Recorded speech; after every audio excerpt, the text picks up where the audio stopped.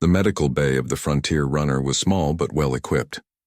Jake had spent good money making sure they had the necessary tools to handle emergencies, though he never imagined he would be treating an alien child.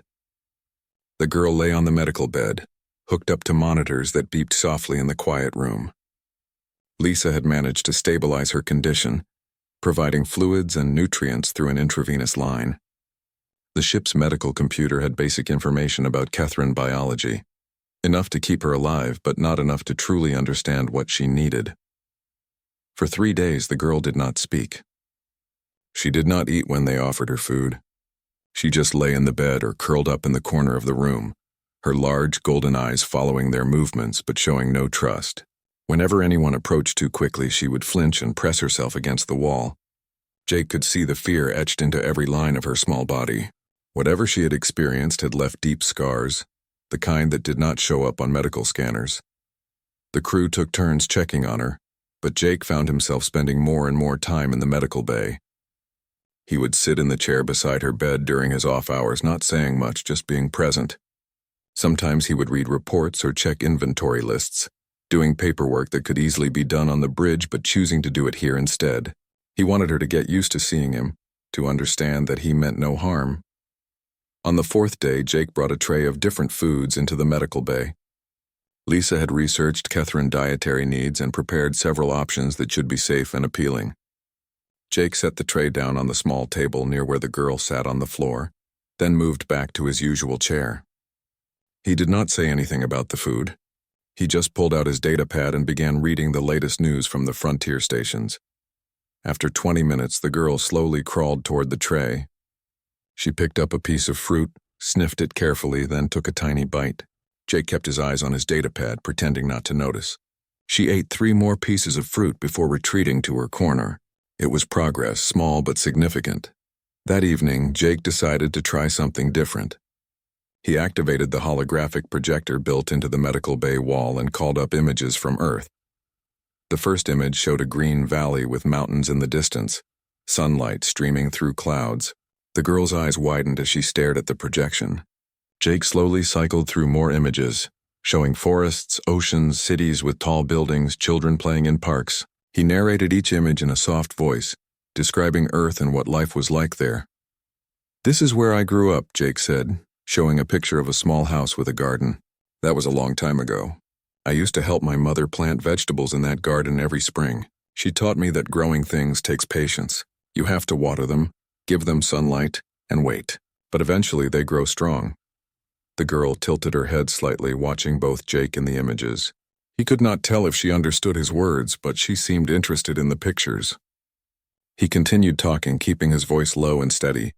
He told her about his childhood, about learning to fly ships, about the day he decided to leave Earth and explore the galaxy. He made sure to keep the story simple and positive, avoiding anything dark or frightening. Over the next few days, the girl began eating more regularly. She still did not speak, but she stopped flinching quite so much when people entered the room. Lisa brought her some clean clothes sized for a human child, and though they were too big, the girl accepted them.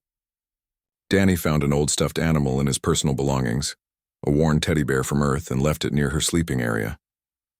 The girl picked it up hesitantly, then held it close. Jake continued his evening routine of showing pictures and telling stories. On the 7th day, he decided to show her something different. He brought up a language learning program in his datapad, one designed to teach Galactic Common to non-speakers. The program used simple pictures and words, building vocabulary gradually. Jake thought maybe if she could learn to communicate, it would help her feel less isolated. The girl watched the program with intense focus. Jake went through the first several lessons with her, pointing at the pictures and saying the words clearly. After an hour, she surprised him by repeating one of the words. Her voice was quiet and hoarse from disuse, but it was there. Jake smiled and encouraged her to try more. By the end of the session, she had learned 10 basic words. That night, Jake stayed later than usual. He was exhausted from a long day of coordinating salvage operations, but he wanted to spend a little more time with the girl before sleeping. As he sat in his chair, reading through supply requisitions, he heard a soft sound. He looked up to find the girl standing beside his chair, closer than she had ever come before. "Safe?" she asked in heavily accented Galactic Common, pointing at him. Jake's heart clenched. "Yes," he replied gently. "You're safe here. I promise." She studied his face for a long moment, then slowly climbed into the chair beside him. She did not touch him, but she sat close enough that he could feel her small presence. They stayed like that for a while, Jake reading his reports and the girl simply existing in a space where she did not have to be afraid. Eventually, her eyes began to droop and she fell asleep sitting up. Jake carefully carried her to the bed and covered her with a blanket. As he turned to leave, he heard her mumble something in her sleep. It sounded like a name, probably someone she had lost. The next morning, Lisa came to the bridge with an update. She had managed to partially repair the broken data pad the girl had been clutching when they found her. Some of the files were corrupted beyond recovery, but others were intact. They contained family photos, personal messages, and what appeared to be a video diary. Lisa suggested they might be able to learn more about the girl's background from the files, but Jake hesitated. Those files were private, the last pieces of her life before everything was destroyed. He decided they would only look at them if the girl wanted to share. That afternoon, Jake brought the data pad to the medical bay. The girl's eyes lit up when she saw it, and she reached for it eagerly. Jake handed it over, and she immediately activated it. Her small fingers moved across the screen, navigating to a video file. She pressed play, and a holographic image appeared above the device. It showed two adult Kethrins, presumably her parents, smiling at the camera. They spoke in their native language, their voices warm and loving. The girl watched the video with tears streaming down her face. Jake sat beside her, not saying anything, just being there. When the video ended, she played it again, and again. After the fifth time, she finally turned to Jake and spoke in broken galactic common. "Mama and Papa gone," she whispered. "Bad people came. Fire and screaming. Everyone running. Got put in box that flies away. Alone for many days. Many people, but nobody want me. Say I too much trouble. Say Catherine's not important." Jake felt anger burn in his chest. Anger at a galaxy that could abandon a child simply because her species was deemed unimportant. He knelt down so he was at eye level with her. "What's your name?" he asked gently. "Zara," she replied. "Zara, I'm Jake. You're not alone anymore. You're on my ship with my crew, and nobody here thinks you're too much trouble. We want you here. Do you understand?" Zara looked at him with those enormous golden eyes, searching his face for any sign of deception. Whatever she saw there must have satisfied her because she nodded slowly. Then, to Jake's complete surprise, she leaned forward and wrapped her thin arms around his neck in a hug. He carefully hugged her back, feeling her small body shake with silent sobs. All the fear, all the grief, all the loneliness she had been holding inside for months came pouring out. Jake just held her and let her cry. His own eyes stinging with tears he refused to let fall. When Zara finally pulled away, she wiped her eyes and gave him a tiny, trembling smile. It was the first smile Jake had seen from her. It transformed her whole face, making her look less like a terrified refugee and more like the child she should have been all along. Jake smiled back, and in that moment something shifted between them. She was no longer just a survivor they had rescued. She was becoming something more, though Jake did not yet have words for what that might be. The alarm screamed through the bridge of the Frontier Runner as Jake Morgan leaned forward in his captain's chair. His eyes scanned the holographic display floating before him, showing a debris field that stretched for miles across the dark space.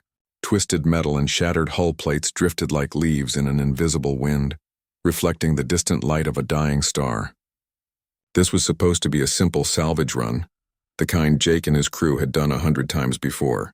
They would scan for valuable equipment, haul it back to the nearest station, and collect their payment. Nothing complicated, nothing dangerous.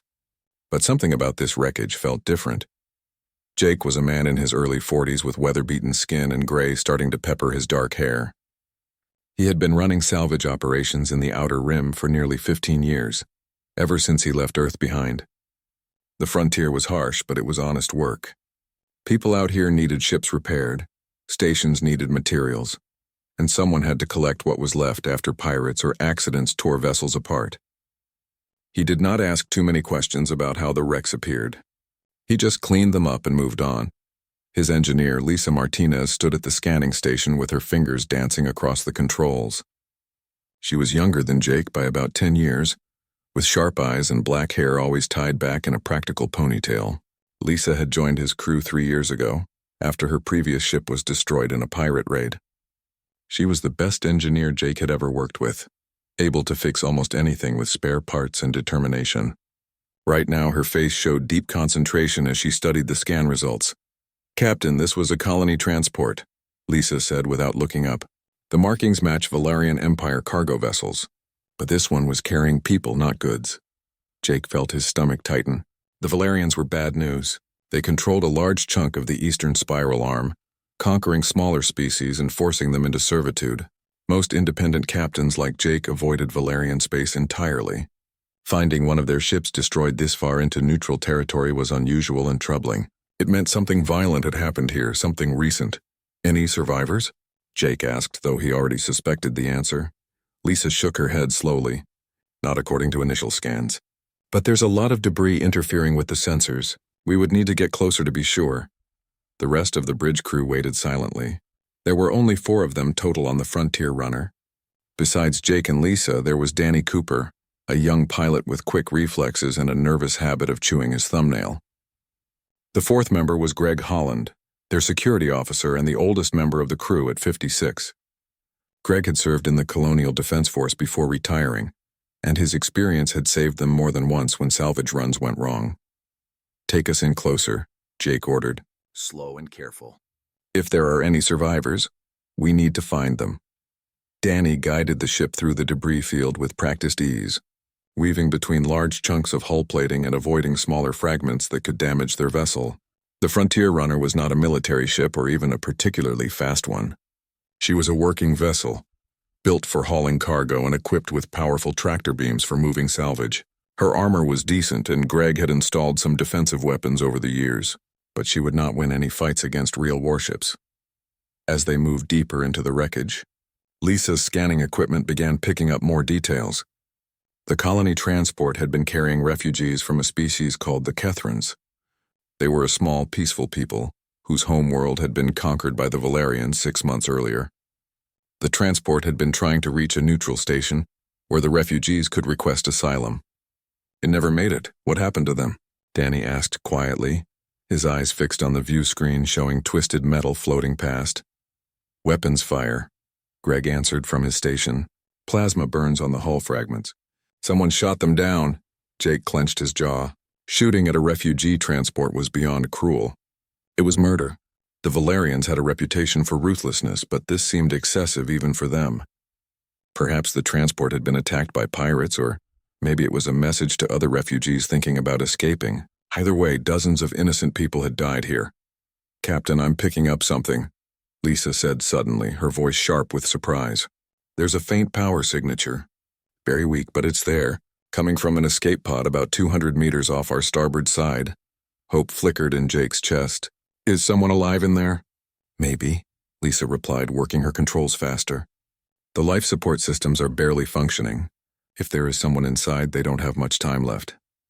"Danny, bring us alongside that pod," Jake ordered, already rising from his chair. "Greg, Lisa, come with me. We're bringing it aboard." The 3 of them hurried through the narrow corridors of the Frontier runner toward the cargo bay. The ship's tractor beam locked onto the small escape pod and began pulling it toward them. Through the cargo bay's observation window, Jake could see the pod clearly now. It was small, designed for maybe 2 people at most. The exterior was scorched and dented, with several hull breaches that had been sealed with emergency foam. Whatever was inside had been through hell. The cargo bay doors opened and the tractor beam guided the pod inside. As soon as it touched down and the bay repressurized, Jake was moving toward it with a portable scanner. Greg stood ready with a medical kit, while Lisa checked the pod's systems to see if she could open it safely. "Life signs confirmed," Jake said, reading the scanner. "1 person. Very weak vital signs. Looks like a child." Lisa managed to override the pod's damaged controls, and the hatch hissed open with a groan of protesting metal. Inside, curled up in the emergency seat, was a small figure wrapped in a thermal blanket. Jake carefully pulled the blanket back and found himself looking at a Kethran child. She could not have been more than 7 years old by human standards. Her skin was a pale blue-gray, and her large golden eyes stared up at him with a mixture of fear and exhaustion. She was painfully thin, and her breathing came in shallow gasps. "Hey there," Jake said softly, trying to keep his voice gentle. "You're safe now. We're going to help you." The girl did not respond. She just stared at him with those enormous eyes, too afraid or too weak to move. In her small hand, she clutched a broken data pad, holding it against her chest like a precious treasure. Greg stepped forward with the medical kit, but the girl flinched away from him, pressing herself deeper into the escape pod. Jake held up a hand to stop Greg, then slowly reached out toward the child himself. She watched his hand approach but did not pull away this time. Jake very gently touched her shoulder. "It's okay," he whispered. "Nobody's going to hurt you. I promise." After a long moment, the girl's grip on the data pad loosened slightly. Jake carefully lifted her out of the pod. She weighed almost nothing, and he could feel her small body shaking as he carried her toward the medical bay, Lisa following close behind with the medical equipment. Jake wondered what this child had witnessed. How long had she been alone in that pod? Where was her family? The question spun through his mind, but right now the only thing that mattered was keeping her alive. The girl's eyes began to close as exhaustion finally claimed her. Just before she slipped into unconsciousness, she whispered something in a language Jake did not understand. Her small hand reached up and touched his face as if trying to memorize it, then fell away.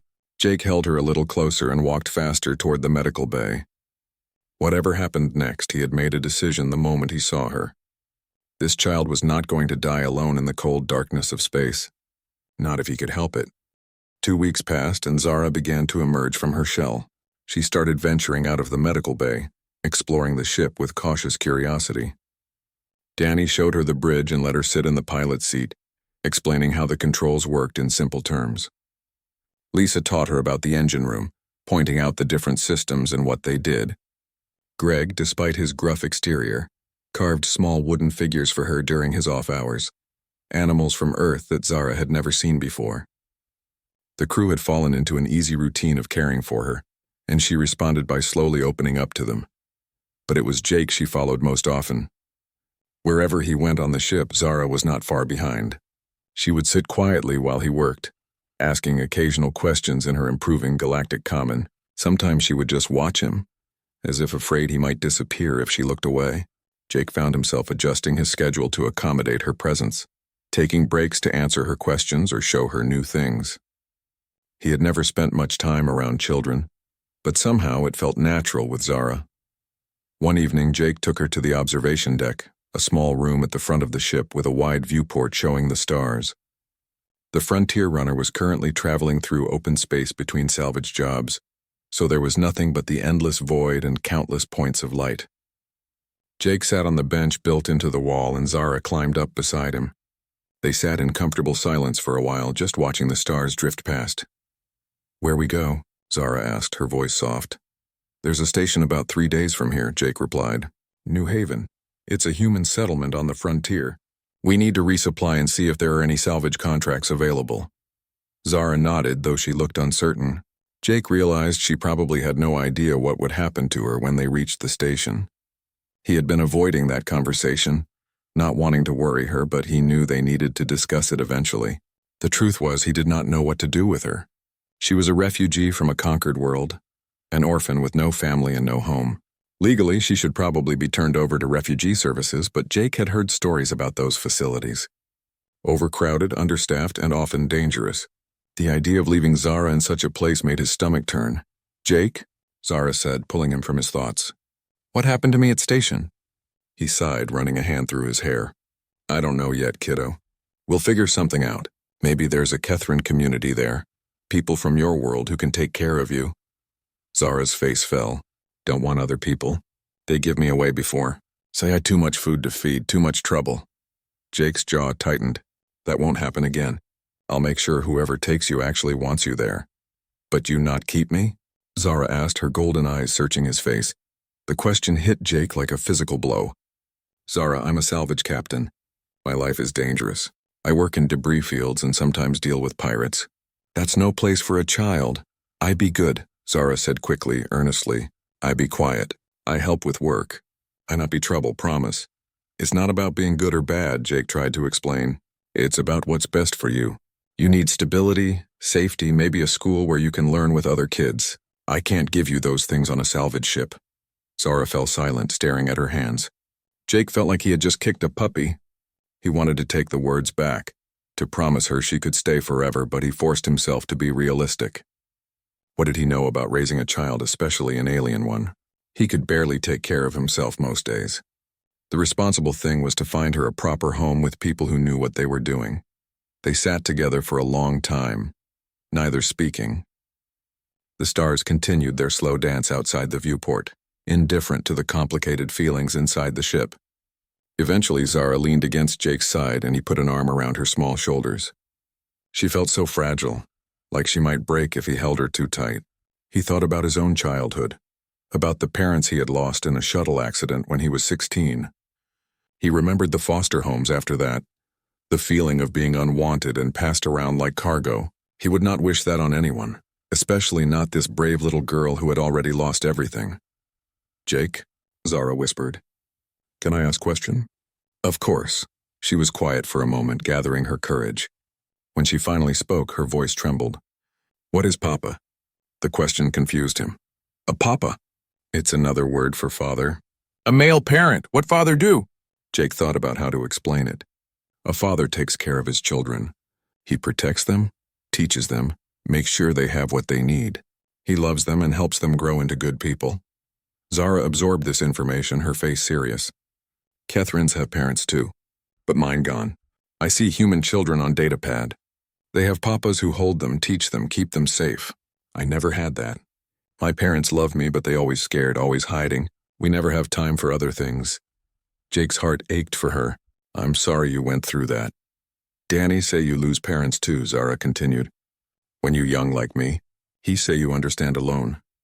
Jake made a mental note to have a talk with Danny about discussing his past. But Zara was right. He did understand. "Yeah, I lost my parents a long time ago. It was hard.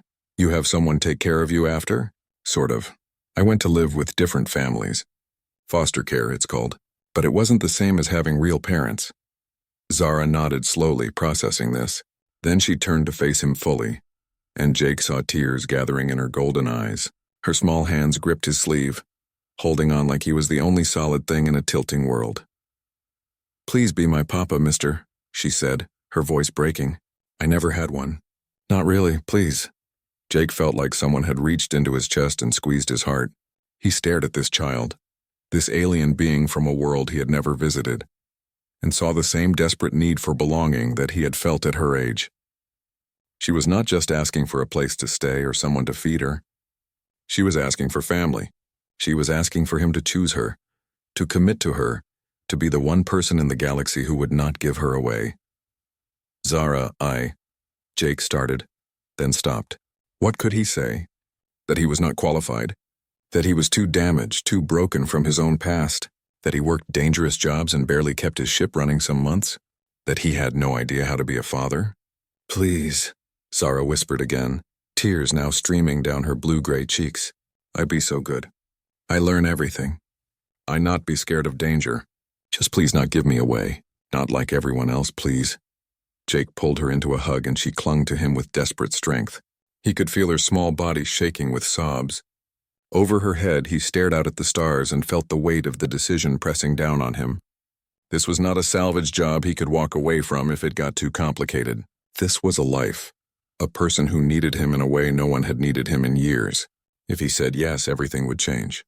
His work, his freedom, his entire existence would have to reshape around this child. If he said no, he would be just another person who abandoned her.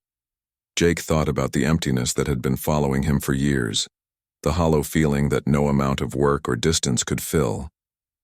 He thought about coming back to the ship after jobs and having no one waiting, no one who cared if he made it back safely. He thought about Zara's smile, the first one she had given him, and how it had made him feel something he thought was long dead.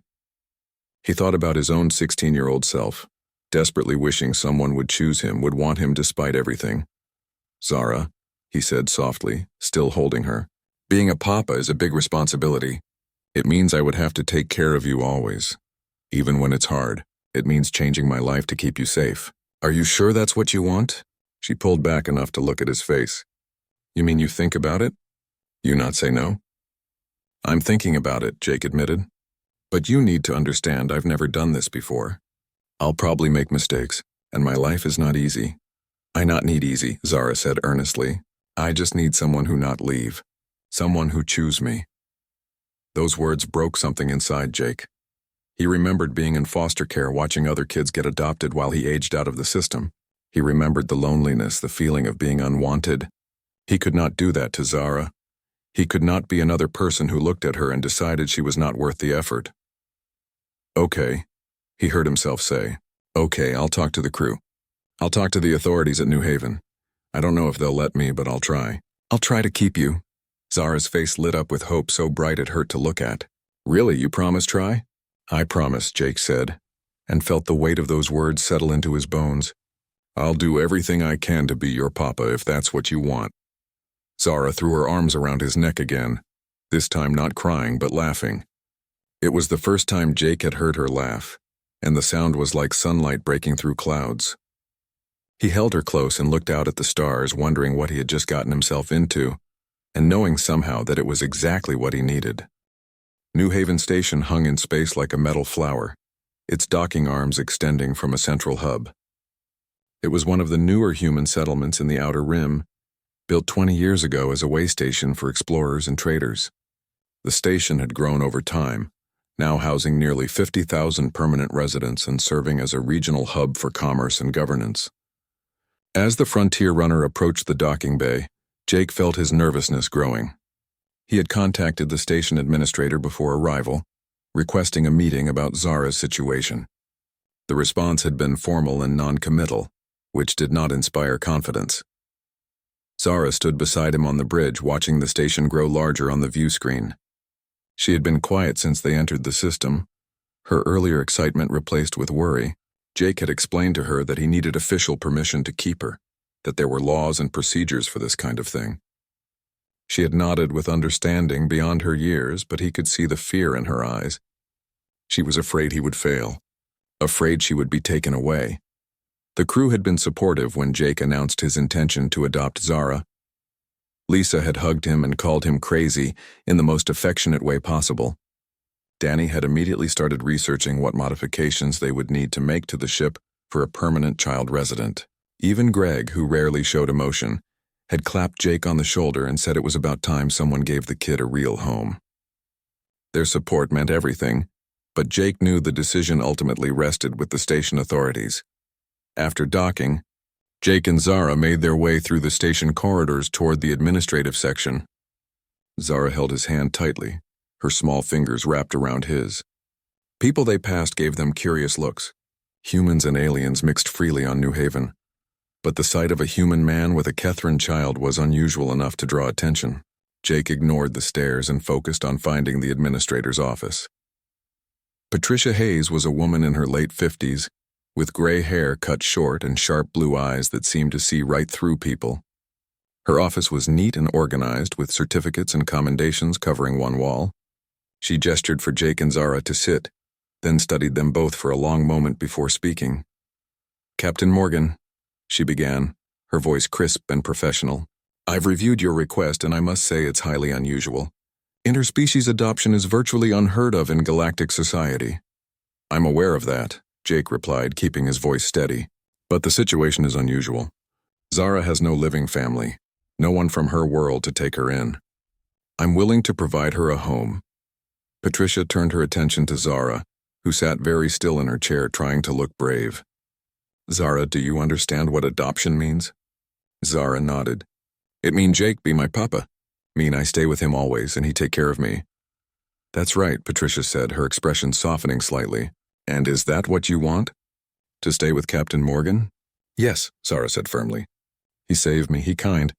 He make me feel safe. I want him be my papa." Patricia leaned back in her chair, her fingers steepled under her chin. "Captain Morgan, I need to be honest with you.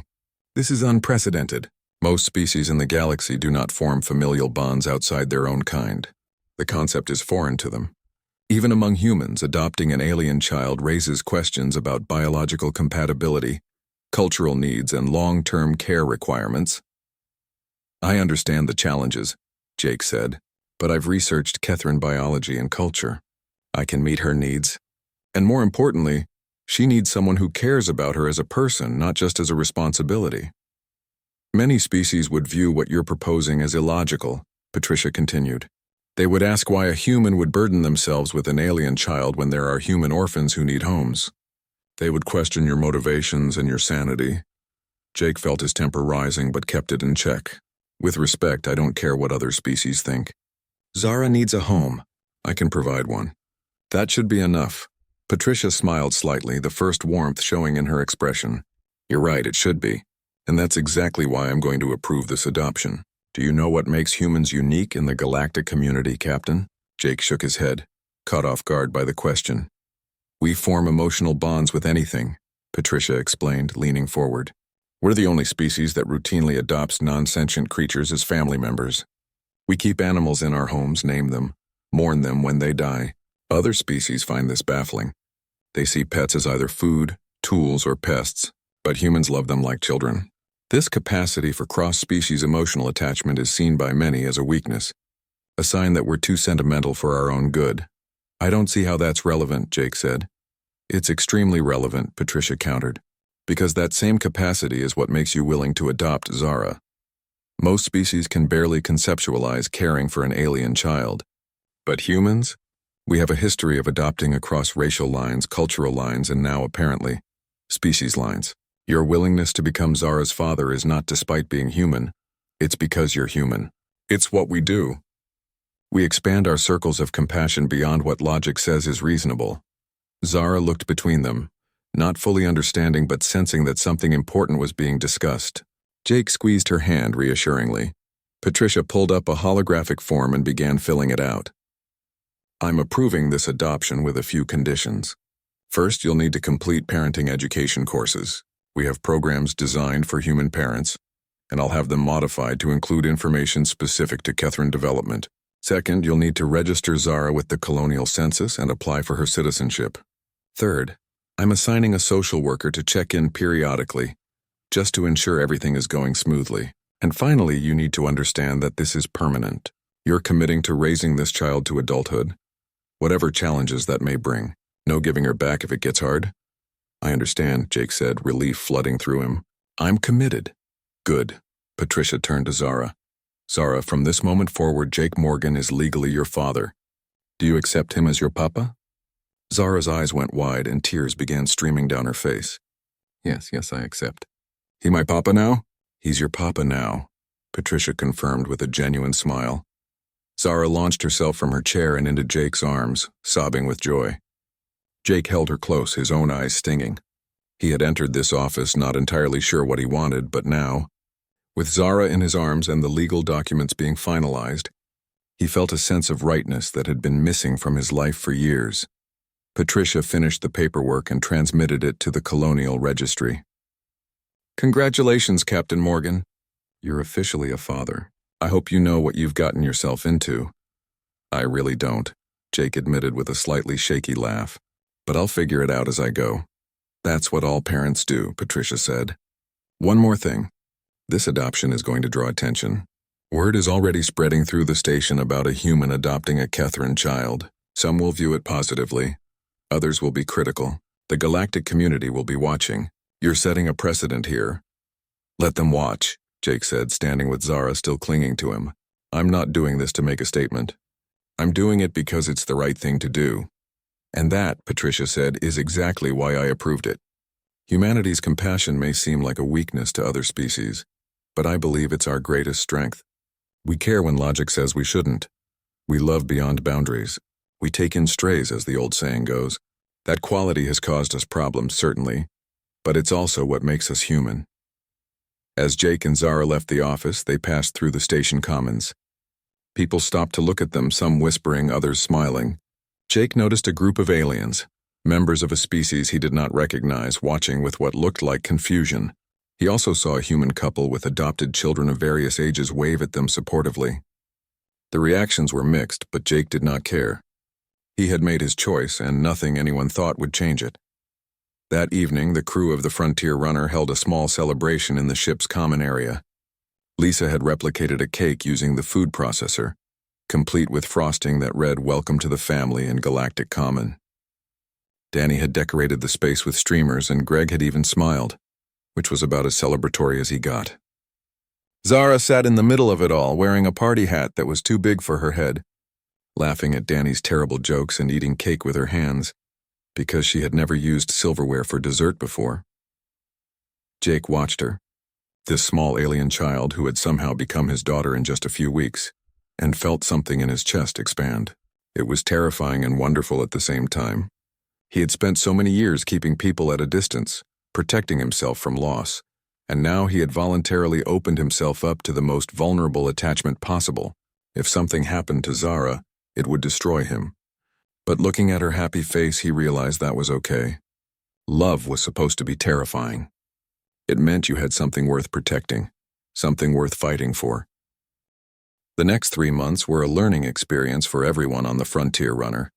Jake threw himself into fatherhood with the same determination he applied to everything else, which meant he made plenty of mistakes but never stopped trying. The parenting courses Patricia had assigned were helpful, but focused mostly on human children. Jake had to adapt and improvise for Zara's unique needs, learning as he went. Lisa became an invaluable resource, helping to research Catherine culture and biology, while also serving as a maternal figure when Zara needed one. The first major challenge came with Zara's nightmares. Nearly every night she would wake up screaming, reliving the attack on her transport or the death of her parents.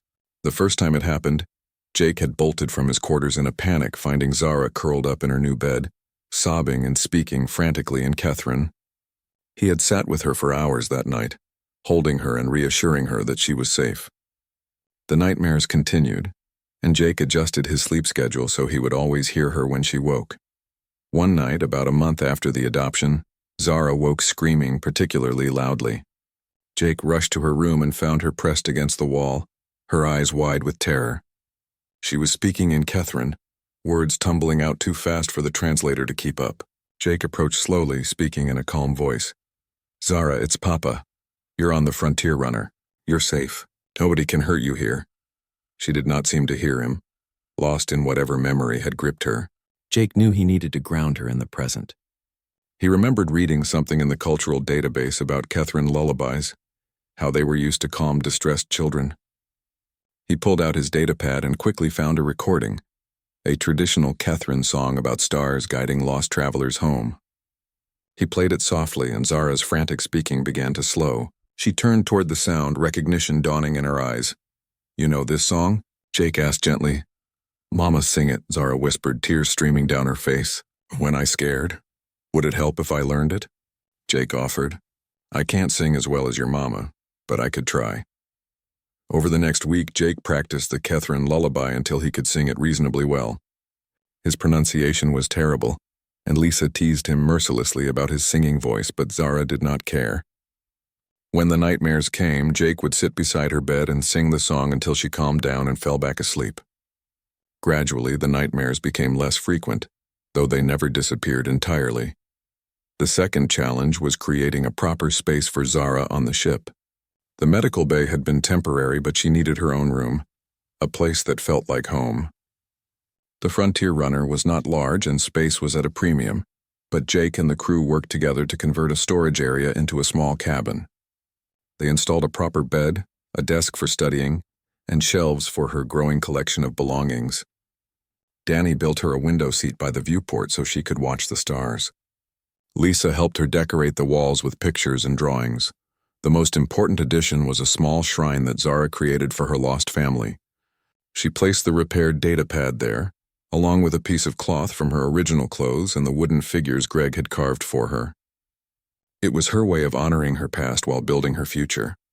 Jake made sure to give her privacy when she visited the shrine, understanding that she needed space to grieve. Education became another priority. Zara was bright and eager to learn, but she had missed months of schooling during her time as a refugee. Jake downloaded educational programs designed for children her age and modified them to run on the ship's computer. Every morning after breakfast, Zara would spend 3 hours on her lessons while Jake worked. He checked her progress each afternoon, helping with difficult concepts and praising her achievements. She learned quickly, soaking up knowledge like a sponge. But Jake also made sure to teach her practical skills. He showed her how to navigate using the stars, how to read sensor displays, and how to perform basic ship maintenance. Zara was particularly fascinated by engineering, and Lisa took her under her wing, teaching her about engines and power systems. The sight of them working together in the engine room, Lisa explaining complex concepts in simple terms while Zara asked endless questions, made Jake's heart swell with pride.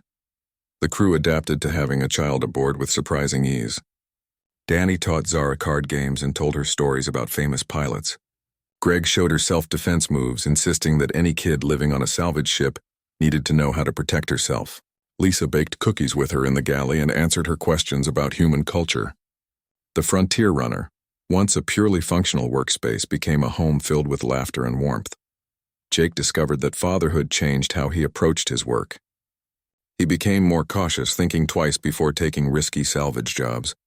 He installed additional safety features on the ship and made sure Zara knew all the emergency procedures. When they did take jobs, he explained what they were doing and why, treating her as a part of the crew rather than a passenger. Zara thrived under this approach, gaining confidence and skills. But the peace was not destined to last. About 3 months after the adoption, Lisa picked up concerning chatter on the long-range communications array. Valerian ships had been spotted in nearby systems more than usual. They seemed to be searching for something, checking stations and intercepting transports. Jake felt a cold knot form in his stomach. The Valerians were methodical and thorough. If they were searching this area, it meant they had not given up on finding the Kethrin refugees from that destroyed transport. Jake called a crew meeting, and they discussed the situation. The smart move would be to leave the area, jump to a different sector where the Valerians had less presence. But New Haven Station had become a hub for Kethrin refugees in recent months. A small community of survivors had gathered there, finding safety in the human-controlled space. If the Valerians came to New Haven, those refugees would be in danger. We should warn the station, Lisa said. Give them time to evacuate the Kethrins or prepare defenses. Agreed, Jake replied. But we need to be smart about this. The Valerians monitor communications. We can't just broadcast a warning. Danny suggested sending an encrypted message using their salvage contacts. A network of independent captains who shared information about safe routes and dangerous areas. It was a good idea, and Jake immediately began composing the message. He warned about the Valerian presence and suggested that any Kethrin refugees should be moved to more secure locations deeper in human space. Zara watched these discussions with growing worry. She understood enough to know that her people were in danger. That evening she approached Jake in his quarters. Papa, the bad people looking for Kethrins like me? Jake saw no point in lying. Yes, they are. But you're safe here. They won't find you. What about other Kethrins? The ones at station? We're trying to help them, Jake assured her. We sent warnings. People are working on evacuation plans. Zara was quiet for a moment, then asked, Why Valerians hate my people so much? We never hurt them. Jake pulled her onto his lap, choosing his words carefully. Some beings in this galaxy think they're superior to others. They believe might makes right, that the strong have the right to dominate the weak. The Valerians conquered your world because they could, because your people couldn't fight back effectively. It's not fair and it's not right, but that's how they think. Humans not like that? Some humans are like that, Jake admitted. But most of us believe differently. We think all sentient beings deserve respect and freedom. That's why New Haven welcomes refugees. That's why I could adopt you. We believe in protecting those who can't protect themselves. Zara hugged him tightly. I'm glad I find you, Papa. Glad humans care. I'm glad I found you too, Jake said, his voice thick with emotion. You're the best thing that's happened to me in a long time. The next morning, Jake received a response to his warning message. Patricia Hayes, the station administrator, thanked him for the information and confirmed that they were implementing security measures. Several human defense ships had been called to the system, and the Kethrin refugees were being moved to secure areas of the station. It was good news, but Jake could not shake his feeling of unease. The Valerians were not known for giving up easily. If they wanted the Kethrin survivors, they would come for them eventually. Jake found himself watching Zara more closely over the following days, memorizing the sound of her laugh, the way she concentrated when studying, the careful way she arranged her belongings. He was terrified of losing her, of failing to protect her. She had become the center of his world so quickly, that he could barely remember what life had been like before. The thought of the Valerians taking her away filled him with a rage so intense it scared him. One evening, as they sat together in the observation deck watching the stars, Zara spoke without looking at him. "Papa, if bad people come, you give me to them to keep safe?" "Never," Jake said firmly, turning her to face him. "Listen to me, Zara, I will never give you to anyone. You're my daughter now. That means I protect you no matter what. Do you understand? Even if dangerous? Even if they hurt you?" "Even then," Jake promised. "Family means we stick together, always, no matter what." Zara smiled, but there was sadness in it. "I hope you never have to choose." The Valerian warship appeared at the edge of the system without warning. One moment, New Haven's sensors showed empty space. The next, a massive dreadnought designated as the destroyer's Fang materialized from a hyperspace jump. The ship was enormous, easily 5 times the size of New Haven Station, bristling with weapons and armored like a fortress. Its arrival sent panic rippling through the station's population. Everyone knew what Valerian warships meant, and it was never good news. Jake was in the middle of helping Zara with her math lessons when the station-wide alert sounded. Red lights flashed throughout the Frontier runner, and the emergency channel crackled to life with Patricia Hayes' voice. "All vessels, this is New Haven Control. We have a Valerian warship in system. All civilian ships are advised to remain docked and await further instructions." "This is not a drill." Zara's face went pale, her golden eyes wide with fear. "Papa, are they here for us?" Jake pulled her close, his mind racing. "Stay calm. We don't know what they want yet. But whatever happens, you stay with me. Understand?" She nodded, her small body trembling. Jake quickly contacted his crew.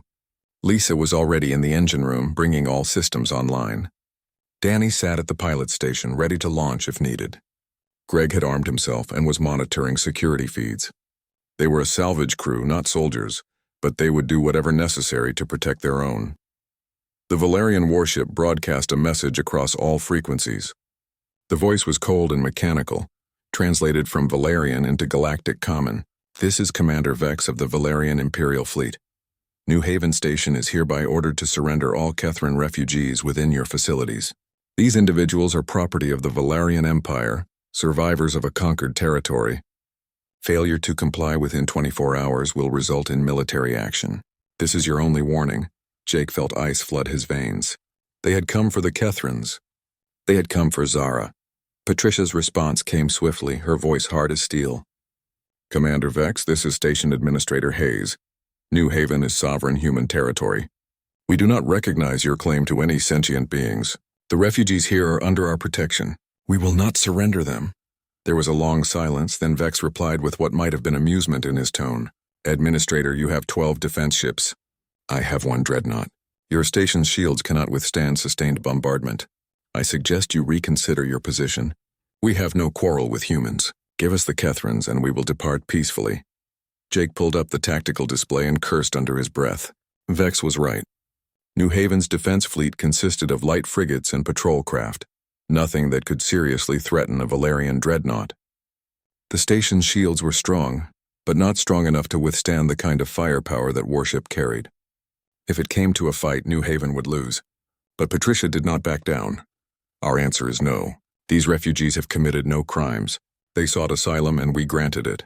Human law applies here, not Valerian. If you attack this station, you attack human territory. That will be considered an act of war." Jake knew Patricia was bluffing. New Haven was too far from the core human worlds to receive immediate military support. By the time reinforcements arrived, the station could be destroyed. But he also knew humans well enough to recognize what Patricia was really doing. She was buying time and sending a message. She was telling the Valerians that humans would not abandon their principles, even when outgunned. Commander Vex seemed to understand this too. "Very well. You have 24 hours to evacuate the Kethrans, or prepare to defend your decision. We will wait." The channel closed and New Haven erupted into activity. Patricia immediately sent distress signals to the nearest human military installations, but help was days away at best. The station's defense coordinator began positioning ships and reinforcing shields.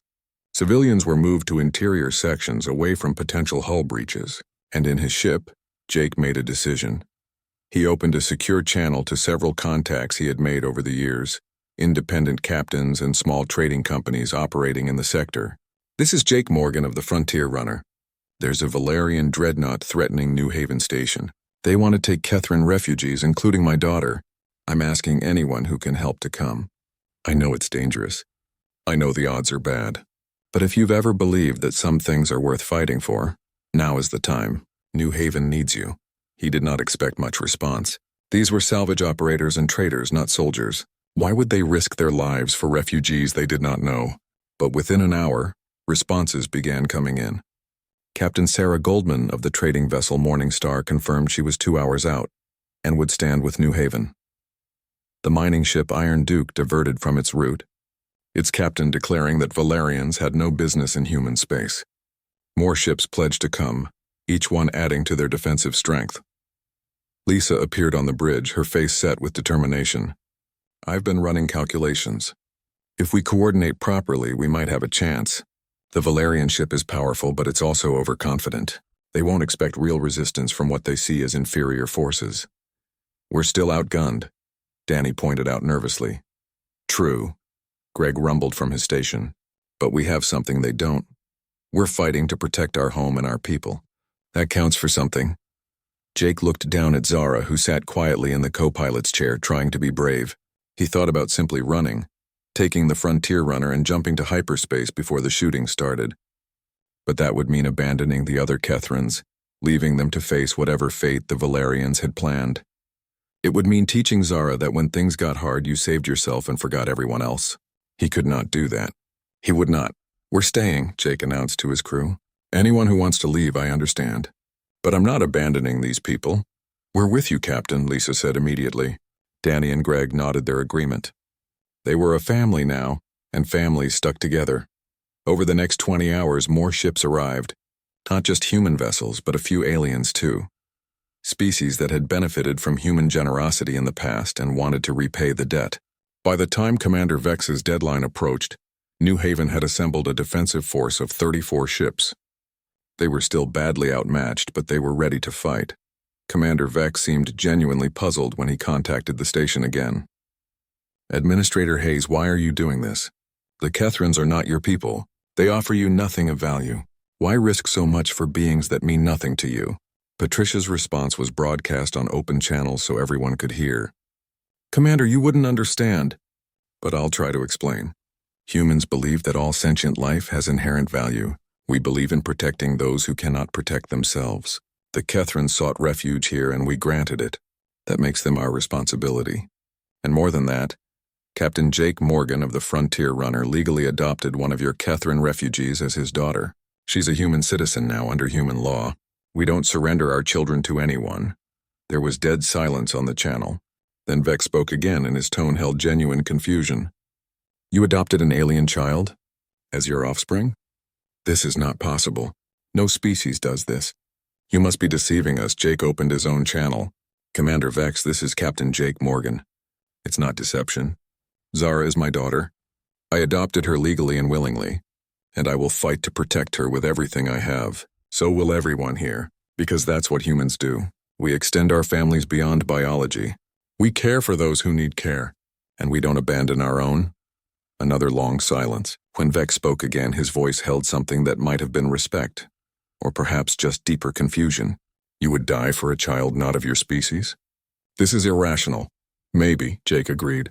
But it's who we are, and it's why we're not surrendering anyone to you. Vex seemed to consider this, then made his final statement.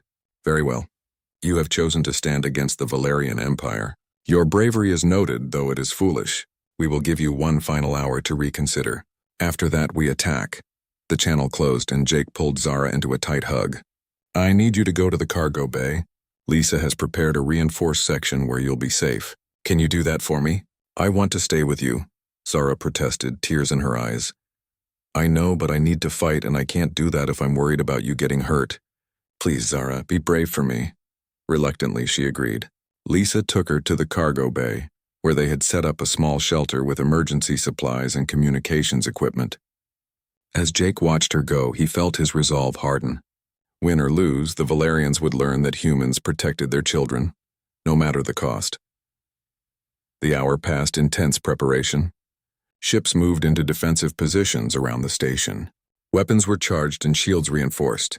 Jake positioned the Frontier Runner with a group of other salvage vessels, planning to use their industrial tractor beams and mining lasers in unconventional ways. It would not be elegant, but they would make the Valerians work for every inch of space. When Commander Vex's deadline expired, the destroyer's Fang powered up its weapons. The battle for New Haven was about to begin, and everyone knew that not all of them would survive to see its end, but they also knew they were. The first salvo from the destroyer's Fang lit up space like a newborn star. Massive plasma bolts streaked toward New Haven's defensive perimeter, targeting the outermost ring of ships. The human vessels scattered, their pilots throwing their ships into evasive maneuvers that would have been impossible for larger warships. Two of the bolts found their marks, slamming into the shields of a mining hauler and causing catastrophic damage. The ship spun out of control, venting atmosphere, but its crew managed to stabilize before it exploded. Jake gritted his teeth as he watched from the Frontier Runner's bridge. They had known casualties were inevitable, but seeing it happen in real time made it visceral. Danny worked the controls with intense concentration, keeping them moving unpredictably while maintaining formation with the other salvage vessels.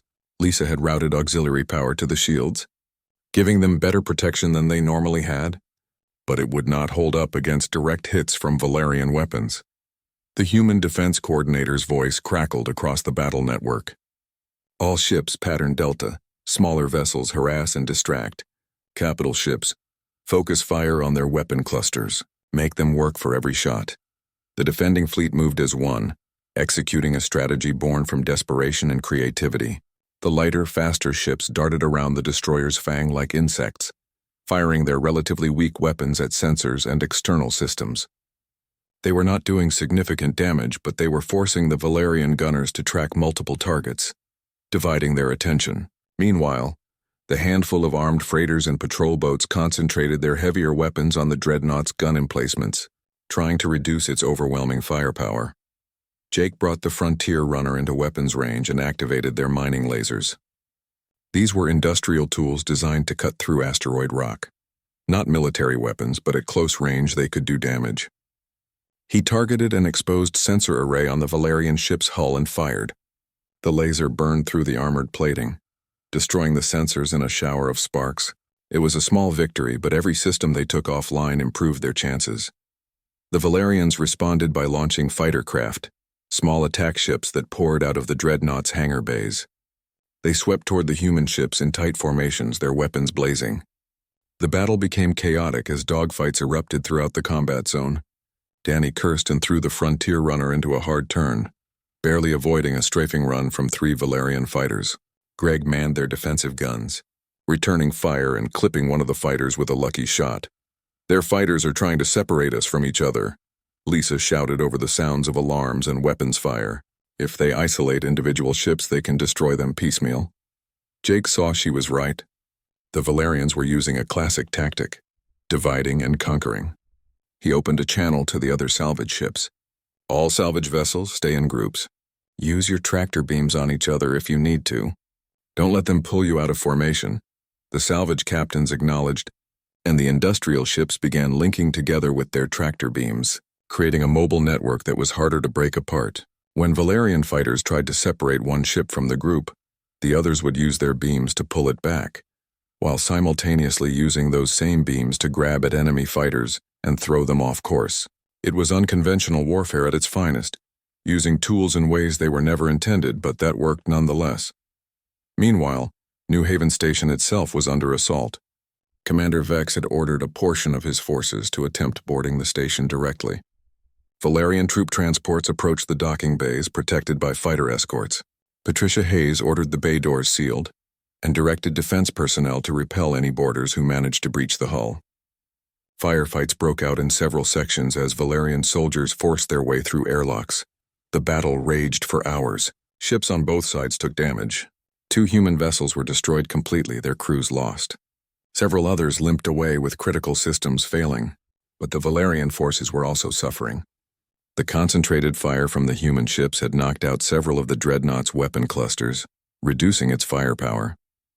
Dozens of their fighters had been destroyed or disabled. Commander Vex had expected a quick, easy victory. Instead, He was getting a brutal slugging match. Inside the Frontier runner's cargo bay, Zara huddled in her reinforced shelter, listening to the sounds of battle through the hull. Every impact against the ship's shields made her flinch. Every alarm made her heart race. She wanted to be with her papa, to know he was safe, but she understood why he had sent her here. She clutched the stuffed bear Danny had given her months ago and tried to be brave like Papa had asked. On the bridge, Jake was coordinating with other ships when Lisa's sensors detected something alarming. "Captain, I'm picking up a Valerian boarding party approaching our position. They launched from the dreadnought 3 minutes ago. They'll reach us in less than 2. Jake's blood ran cold. "How many?" "Looks like a full squad. Maybe 8 soldiers. They must have identified us as the ship with the Catherine child." Of course they had. Vex had probably been monitoring communications, tracking which ship Jake was commanding. If they could capture Zara, they could use her as leverage to end the battle. Jake made rapid decisions, his training from years of dangerous salvage work kicking in. "Danny, bring us around and try to shake them. Greg, arm yourself and meet me at the cargo bay. Lisa, seal the bridge and keep fighting if anything happens to us." "Captain, you can't," Lisa protested. "If they board, we should run, jump to hyperspace. And leave everyone else to die?" Jake shot back. "No, we stand our ground. Now seal the bridge." He and Greg raced through the corridors toward the cargo bay. Behind them, they heard the metallic clang of the Valerian boarding craft attaching to their hull. Cutting torches began burning through the exterior airlock. Jake positioned himself between the breaching point and the shelter where Zara was hidden. Greg took up position beside him, a plasma rifle in his hands. They had perhaps 2 minutes before the Valerians came through. "You know we're probably going to die here," Greg said calmly, checking his weapon. "Yeah," Jake agreed. "But she lives. That's what matters." The airlock exploded inward in a shower of metal fragments. Valerian soldiers poured through, their armor gleaming in the harsh lighting. They were tall, muscular beings with reptilian features and cold, calculating eyes. Their weapons were raised and ready. The leader, identified by the markings on his armor, spoke through a translator. "Humans, surrender the Catherine child. You cannot win this fight." "She's my daughter," Jake replied, his own weapon aimed at the leader. "And she's not going anywhere with you." The Valerian leader seemed genuinely baffled by this response. "Your species makes no sense. Die for your actual offspring, perhaps. But for an alien, this is irrational." "Call it whatever you want," Jake growled. "But you're not taking her." The standoff lasted only seconds before violence erupted. Greg fired first, his shot catching a Valerian soldier in the chest and dropping him. The aliens returned fire, their plasma bolts scorching the walls and floor. Jake dove for cover behind a cargo container, returning fire and trying to keep the soldiers away from Zara's hiding place. Greg moved with the efficiency of his military training, taking down another Valerian before being hit himself. He fell with a cry of pain, his leg burned by a plasma bolt. Jake fought with desperate fury, his shots finding targets despite the overwhelming odds. But there were too many of them. A plasma bolt grazed his shoulder, spinning him around and sending him crashing to the floor. Pain exploded through his body and he smelled his own burned flesh. Through blurred vision, he saw the Valerian leader approaching Zara's shelter. She was screaming inside, terrified but unable to escape. With the last of his strength, Jake pulled himself up and threw himself at the Valerian leader. He did not have his weapon anymore. Did not have any plan beyond stopping this creature from reaching his daughter. They crashed to the ground together and Jake fought with a parent's primal fury. He was not a soldier. He was not particularly strong. But he was a father protecting his child, and that made him dangerous. The Valerian was stronger and better trained, but Jake's desperation gave him an edge. They grappled across the cargo bay floor, neither able to gain a decisive advantage. Jake's injured shoulder screamed in agony, but he ignored it. Nothing mattered except keeping this monster away from Zara. He could hear her crying, calling for him, and it broke his heart and fueled his rage in equal measure. Just as the Valerian leader raised a weapon to finish Jake, the entire ship shuddered violently. Through the cargo bay's small viewport, Jake saw the most beautiful sight of his life. Human military vessels, real warships with heavy armor and serious weapons, were dropping out of hyperspace around New Haven. The reinforcements had arrived, much sooner than anyone had expected. The cavalry had come, led by the destroyer Valiant and supported by a full battle group. Their combined firepower began hammering the destroyer's fang from all sides. Commander Vex, suddenly facing a force that could genuinely threaten his ship, made the decision to retreat. He began recalling his fighters and boarding parties, pulling back toward the edge of the system. Jake spent 3 weeks in New Haven's medical center recovering from his injuries. The plasma burn to his shoulder required extensive treatment, including synthetic skin grafts and nerve repair. The doctors said he was lucky. A few centimeters to the left and the bolt would have hit his heart. Greg was in the room next door, recovering from his own leg injury. They passed the time comparing scars and joking about getting too old for this kind of excitement, though both knew they would do it again in a heartbeat if necessary. Zara rarely left Jake's bedside. She slept in a chair pulled up close to his bed, waking at the slightest sound to make sure he was still breathing. The medical staff tried to convince her to get proper rest in her own quarters, but she refused. Lisa eventually brought her a better mattress and some blankets, creating a more comfortable sleeping space in the hospital room. Patricia Hayes visited several times, bringing books and puzzles to keep Zara occupied. The station administrator had a soft spot for the girl who had inadvertently sparked a battle that changed the entire sector. The aftermath of the battle rippled through human space and beyond. News of what happened at New Haven spread quickly. A frontier station had stood against a Valerian dreadnought and won, all to protect refugees that other species considered worthless. More importantly, the story of Jake adopting Zara and fighting to protect her captured the public imagination. Media outlets across human territory picked it up. Some praised the station's courage. Others debated the wisdom of risking war over alien refugees. But almost everyone was moved by the image of a human father willing to die for his adopted alien daughter. The Colonial Council took notice. They sent representatives to New Haven to investigate what happened and interview those involved. Jake gave his testimony from his hospital bed, with Zara sitting beside him holding his hand. He spoke plainly about finding her, deciding to adopt her and refusing to surrender her to the Valerians. He made no apologies for his choices and made it clear he would do the same thing again. The lead investigator, a stern woman named Helen Price, studied Jake and Zara carefully. "Captain Morgan, some council members believe your actions were reckless. They argue you could have avoided the battle by simply leaving the system with your daughter before the Valerians arrived." "I could have," Jake agreed, "but that would have meant abandoning dozens of other Kethran refugees to their fate. I wasn't willing to do that. My daughter needed to know that we don't save ourselves and forget everyone else." Helen glanced at Zara, who was watching the conversation with her large golden eyes. "You understand that your adoption has become a symbol? Other humans are now coming forward wanting to adopt alien orphans. You've started something that could change human policy regarding refugees and interspecies relations." "Good," Jake said simply. "If my relationship with Zara helps other kids find homes, then I'm glad. Every child deserves a family that loves them, regardless of species." The council's investigation concluded with a formal commendation for New Haven Station and the ships that defended it. More significantly, they announced a new initiative to create safe havens for refugees throughout human space, with resources devoted to helping displaced populations find new homes. Patricia Hayes was appointed to head the initiative, and she immediately began recruiting other stations and settlements to join the effort. Jake received multiple offers as he recovered. The military wanted to commission him and his crew into the Colonial Defense Force. Several government agencies offered him positions in refugee services. Corporate interests approached him about turning his story into entertainment content. He declined them all politely but firmly. He was a salvage captain, not a soldier or bureaucrat or celebrity. He had a ship, a crew, and now a daughter. That was enough. However, one offer caught his attention. Patricia proposed modifying the Frontier Runner for a new purpose. Instead of just salvage work, the ship would serve as a mobile rescue and coordination vessel. They would respond to distress calls from refugee ships, help displaced families find safe harbor, and coordinate with the new safe haven network. It would still be dangerous work, but it would be meaningful in a way salvage had never been. Jake discussed it with his crew. Lisa was enthusiastic, seeing it as a chance to use their skills for something important.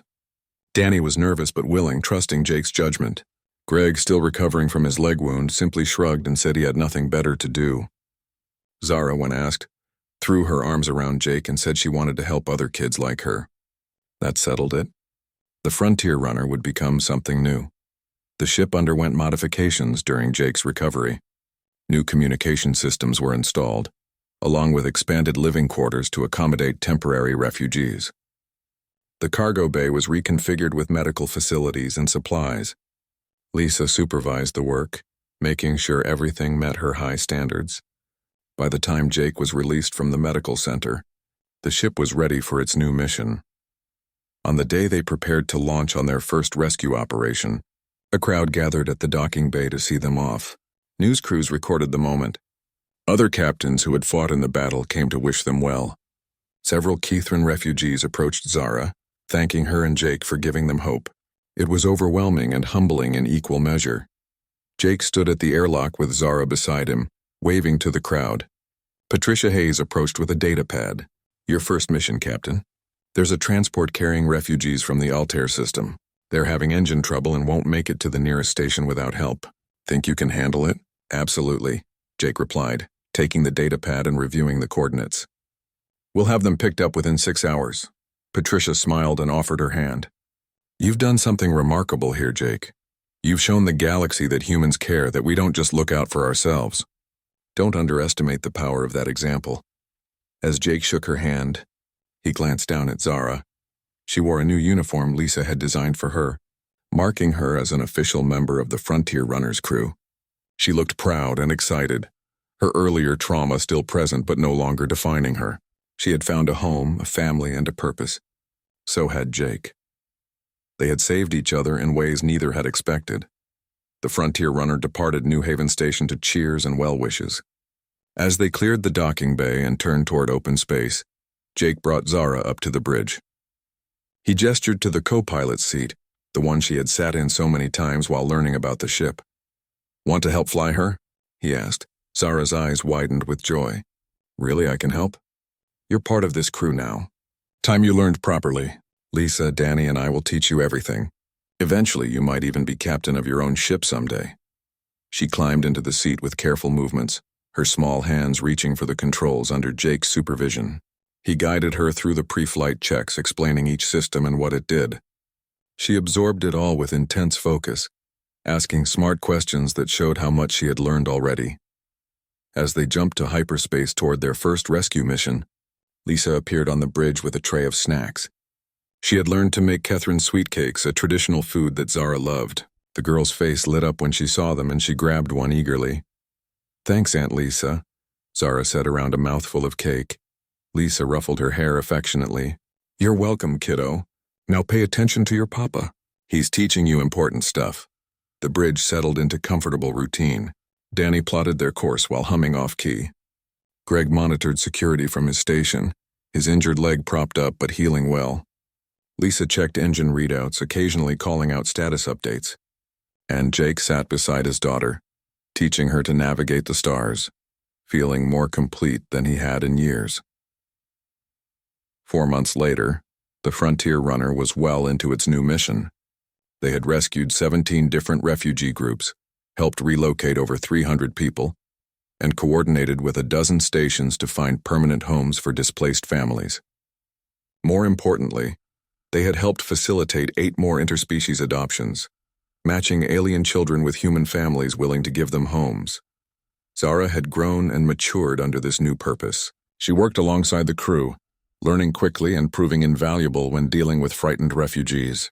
Her own experience as a refugee helped her connect with others in ways the human crew members could not. She would sit with scared children telling them her story, showing them that there was hope even after loss. Many of the children they rescued asked specifically to see Zara, having heard about her through the refugee networks. One evening, Jake was in his quarters writing a report when Zara knocked on the door. She entered with a serious expression, carrying her repaired data pad. She sat on his desk, something she did when she wanted his full attention. "Papa, I want to ask something important." "Go ahead, kiddo. When I first asked you to be my papa, I very scared. I think maybe you not want me, maybe you say no. But you say yes. Why you say yes?" Jake set down his data pad and gave her question the thought it deserved. "Honestly, I wasn't sure at first. I was scared too. I didn't know if I could be a good father.